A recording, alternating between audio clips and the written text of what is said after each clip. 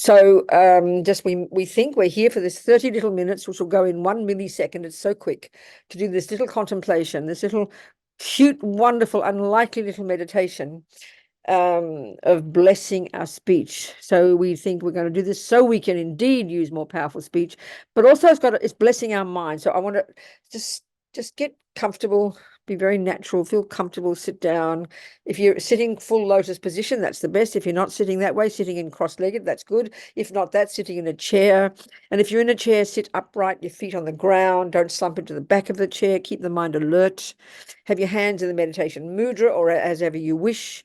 Have your back straight but relaxed, the muscles relaxed, and have your head slightly tilted forward, chin tucked in, eyes looking down as if you're looking along your nose, slightly open, slightly closed, as you wish, and just settle into this position. But then remember, the body doesn't meditate, it's the mind.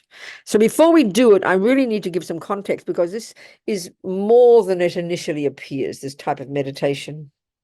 So if we understand the Vajrayana approach to the body, speech, and mind, to the world, the physical world, the world, it's this explanation. We've got the gross body, this bag of bones we're sitting in right now, and it's inextricably linked to our gross consciousness, which is our sensory consciousness.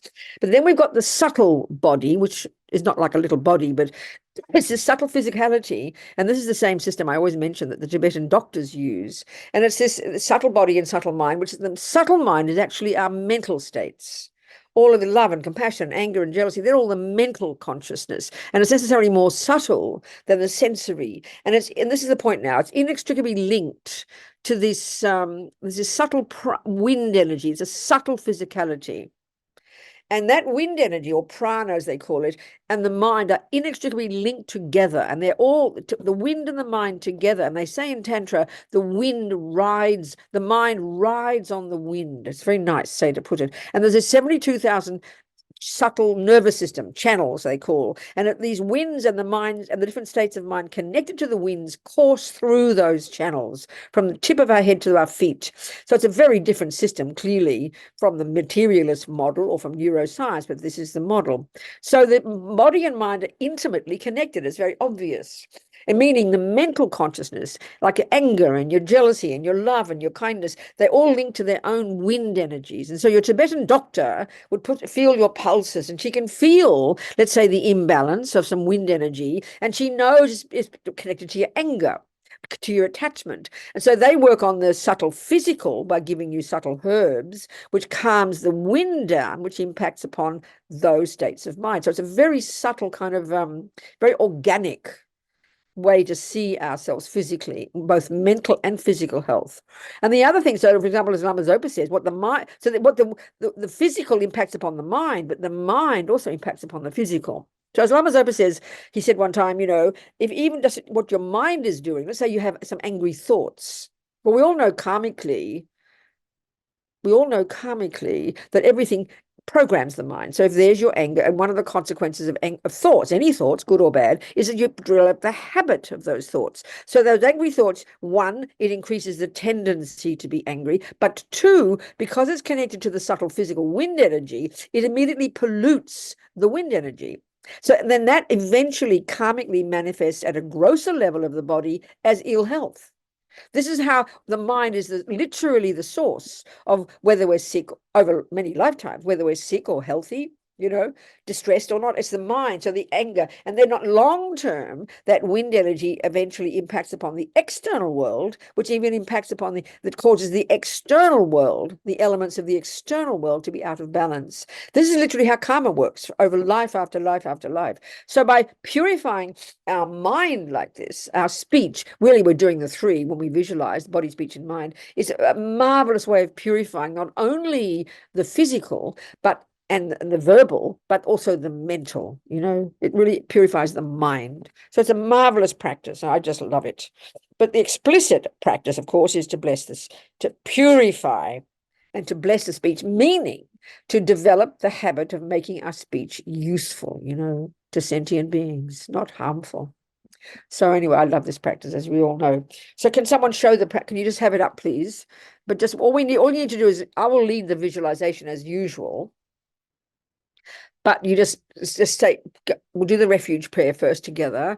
And then we're just going to, you're going to recite the Sanskrit. So one more thing just to talk about. We're going to recite this little visualization. We're going to recite the Sanskrit vowels, the sound consonants, and then this wonderful mantra related to dependent arising. And all the letters, these are Sanskrit sounds. So all the lamas would say in the teachings, they all say that Sanskrit, the sounds of Sanskrit, the sound, and that's the wind energy. They say in Tantra, sound is wind, the air energy, the prana. Without that's what sound is. So we, being clever humans, have make very articulate sounds, don't we? They're called words, and they come from thoughts, don't they? So it's very sophisticated. So the Sanskrit sound is said to be the most pure. You've got to look into that. And all the Tibetans don't translate the mantras. They keep them in Sanskrit. So there's something very powerful, they say, about the purity of Sanskrit sound. So we're going to be utilizing that by reciting these Sanskrit syllables. And this is what, again, is blessing our speech and blessing the wind, the wind energy, which is blessing our mind as well as our speech, as well as our body. Okay, so just settle down, relax your body, close your eyes, and just visualize this cute little practice. And me blowing my nose all the time with my allergies, which seem to be totally oneness with me. Okay, sorry to disturb with my allergies. So this little refuge prayer first, it's so sweet. Konchog sumla kyabsuchi drola penche sange shog. Konchog sumla kyabsuchi drola penche sange shog. I take refuge in the three jewels. May I become a Buddha to benefit all. So now if you've taken an empowerment, you manifest as the deity. If you haven't, you just visualize Buddha looking very beautiful above your crown, okay? Shakyamuni Buddha looking very beautiful above your crown. Otherwise, you manifest as your own deity.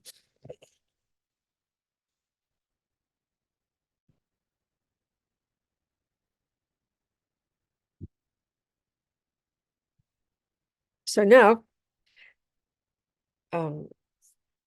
okay. So now visualize, imagine, okay? Imagine. Do your best. Use your creative imagination. On your tongue, imagine, there's a syllable R. If you know the Sanskrit or the Tibetan, great. Otherwise, just AH, standing upright. On your tongue.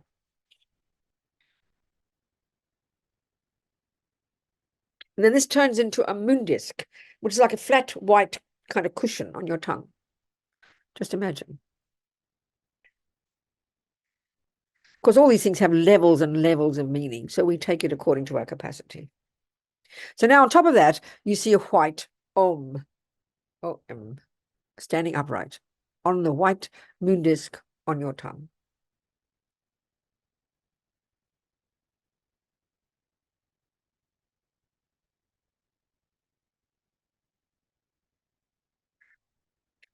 And now you imagine surrounding the white Om, all the white vowels. Of course, we don't know Sanskrit, so we have to pretend. All these letters standing upright, circling clockwise on your tongue. It's the Om in the center. Imagine.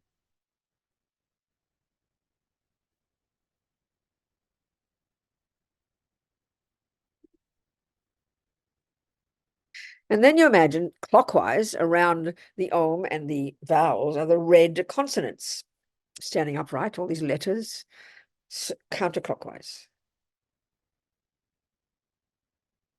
Red. And then circling those, the white in the center, then the red clockwise are the blue, all the letters of the dependent related heart mantra that Rinpoche says it that way, or you can call it the mantra of dependent arising. Clockwise around the red and the white, all on your tongue, all these letters, vibrant, standing upright. So now what you imagine is the light, the three lights, white, red, blue, go out. Beams of light go out from all these letters and to all the 10 directions of the universe, north, south, east, west, northeast, northwest, southeast, southwest, up and down. the entire universe. And what it does is hook the energy of all the blessed speech, especially the speech, the power of speech, call it the power of speech, of all the Buddhas, all the Bodhisattvas, all the holy beings, all the yogis, even all the good people practicing virtue, hooks the energy, all these three letters, the light goes out, the beams of light, hooks the energy of the power of speech, of all the holy beings of the universe, and this comes back.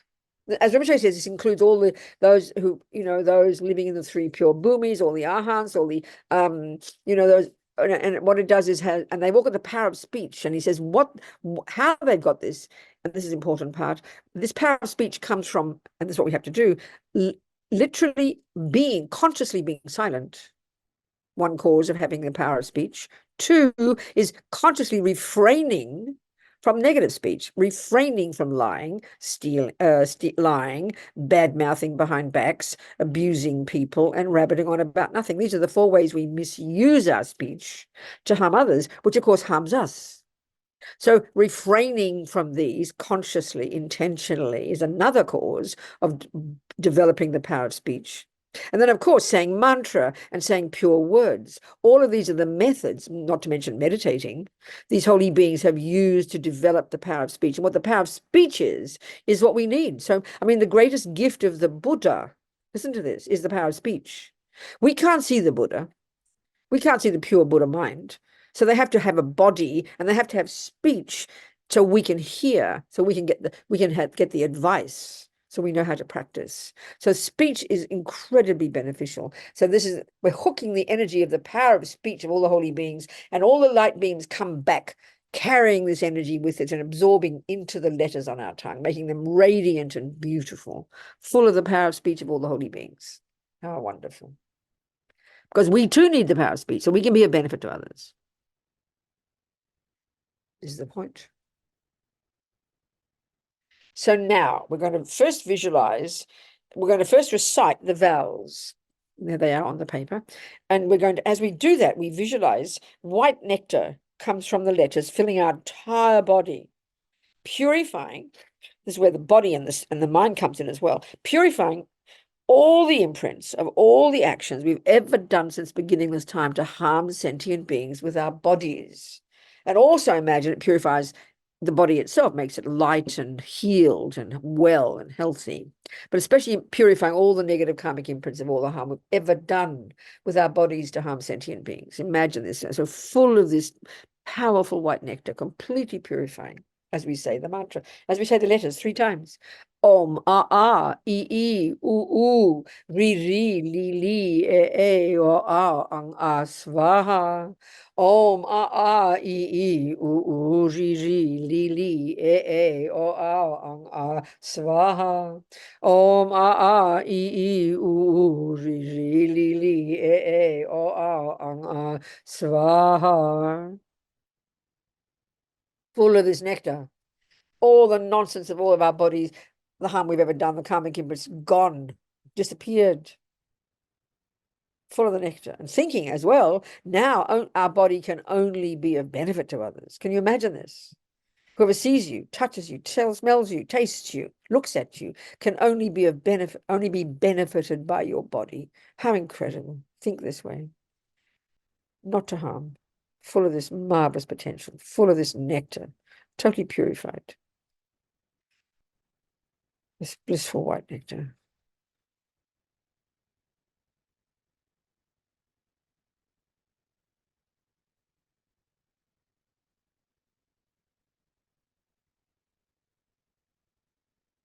So now we're going to recite the consonants. And this time we imagine red nectar coming from all the other letters on the tongue, the consonants, filling our entire body, radiant, delicious, filling us completely, purifying all the karmic imprints of all the harm we've ever done since the beginning of time, with our speech to harm sentient beings, with our bad-mouthing behind backs, with our rabbiting on about nothing, with our, abusive language, and with our lying language, all these words. I always say this, we mightn't mean even to lie, but we speculate so often because we're all desperate to give the right answer. And everybody talks so much. We all have opinions about everything. We don't even realize we're not speaking the truth. That's why we have to have control over our speech. It's so powerful. So all of this completely purified. all purified, full of this blissful red nectar, as we recite the consonants.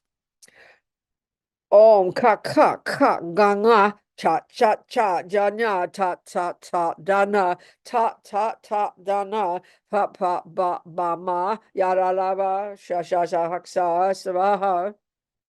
Om ka ka ka ganga cha cha cha janya ta ta ta dana ta ta ta dana pa pa ba ba ma yara lava sha sha sha haksa svaha. Om ka ka ka ganga cha cha cha janya ta ta ta dana ta ta ta dana pa pa ba ba ma yara lava sha sha sha haksa svaha. Full of this radiant red nectar, all the rubbish of your speech completely purified. And now whoever sees you hears you, whoever hears you, every sound that comes out of your mouth, even your laugh, even good morning, it can only benefit others. Can you imagine this? Just a word will be of benefit. How marvelous to be this way. Full of this red nectar, our own potential.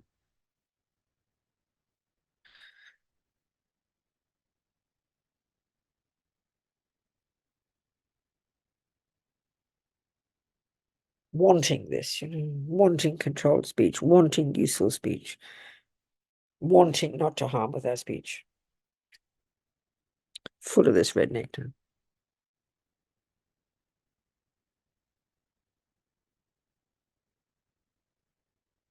And so now, as we recite the dependent-related heart mantra, all the syllables related to dependent arising, which of course is related to emptiness, most marvelous. This is how we can purify the mind, which is the source of everything. The mind is the main point, but not the main point, the main source, the source. And on the basis of mind, we have body and speech. So here we purify the mind, which means we purify all the delusions, all the misconceptions, all the nonsense, all the fear-based rubbish, the ego grasping that believes in the intrinsic separate me, which gives rise to this attachment to get what that me wants, which gives rise to the aversion and the panic when it doesn't get what it wants, which gives rise to all the other dramas like depression and anxiety and aggression and low self-esteem and jealousy and arrogance, all this stuff that we know. All of this is not at the core of our being. This is what's amazing. And this light now, the beautiful light, the blissful, radiant blue light like the sky, from like nectar, this nectar fills us completely from these letters, totally instantaneously purifying our minds. How marvelous.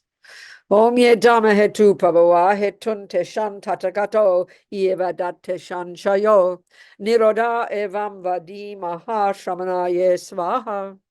Om ye dhamma hetu pabhava hetun te shan tatagato eva dat te shan shayo niroda evam vadi maha shramanaye svaha.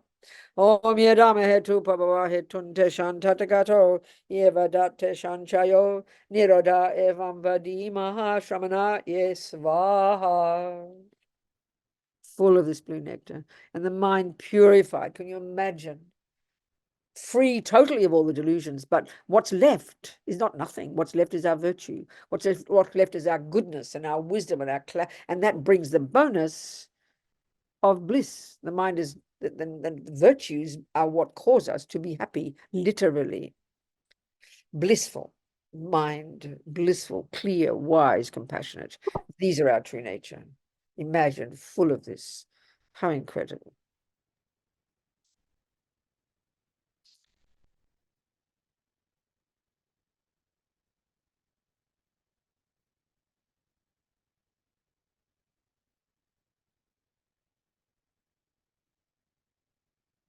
So now, you imagine now that the blue dependent rate heart mantra syllables on your tongue dissolve into the red consonants.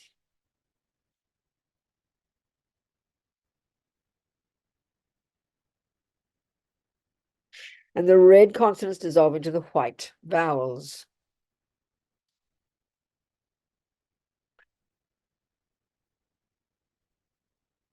And the white vowels dissolve into the white om.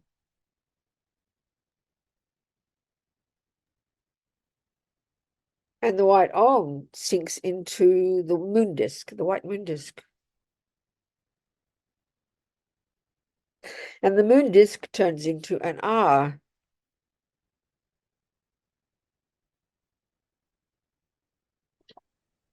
And now you imagine the R turns into pink-colored nectar and dissolves into your tongue. Imagine that. How amazing. And as Michelle says, it becomes a Vajra nature, indestructible. Imagine, nothing can harm or take away, destroy the power of your speech, the power of your mantra, the power of your virtuous speech. And have strong confidence that all the power and all the blessings of all the speech of all the Buddhas, Bodhisattvas, sages, and yogis, and so on, have entered your speech, and that your speech is perfected. Imagine this. Think, I have perfected my speech. And now think, the second that any sound you say, that any sentient being hears, can only benefit them, can calm people's emotional suffering. Just your words can be of so much benefit. Be so delighted. We want this, Be full of this marvelous power of speech. Think, whoever hears you can be benefited. How incredible.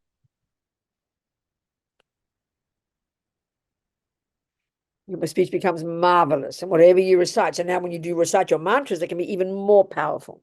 So remember, the way to get this, a conclusion. I haven't got my clock. What's it? Just show me the time. Will you? Just take the speech, turn it.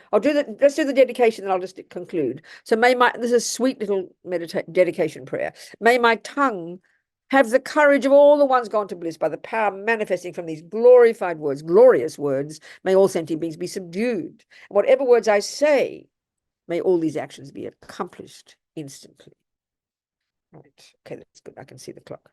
So just be delighted, this little practice, So again, the conclusion from this, of course, it's the Vajrayana system, so you have to become familiar with it.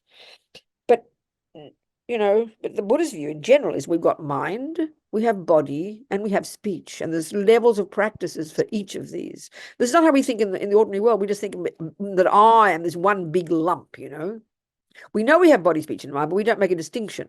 I, we say, we plod through life, I. But there's levels of practice.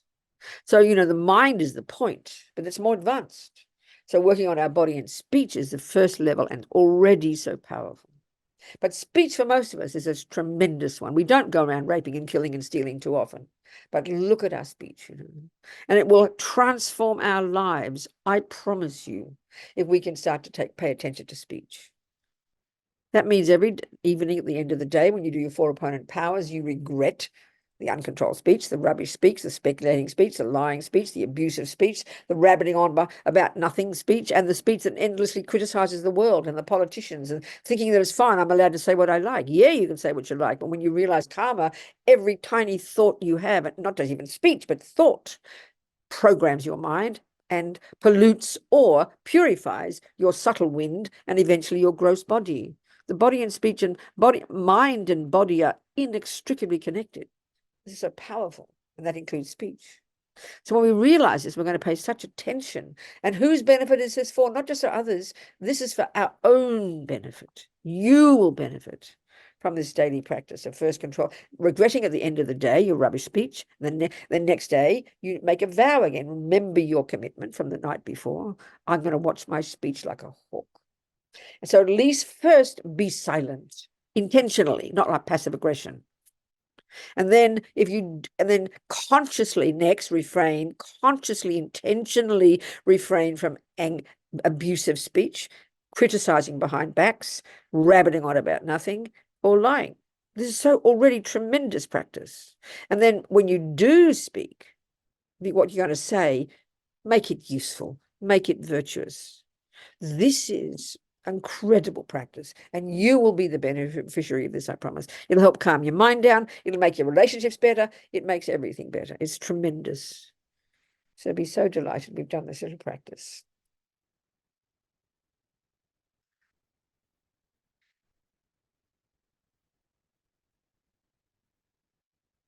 Changchub semchog ruboche ma ke panam ke guching ke panyam pa me pa yang gong ne gong du pa wa shog.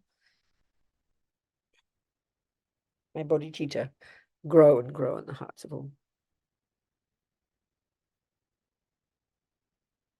That's it. Our 28 minutes gone like a dream, like as if it just started. So we made the most of it. Be delighted. Okay. Thank you, precious people. So happy. Thank you, everyone. See you in 2 weeks. All right, darlings. Bye-bye.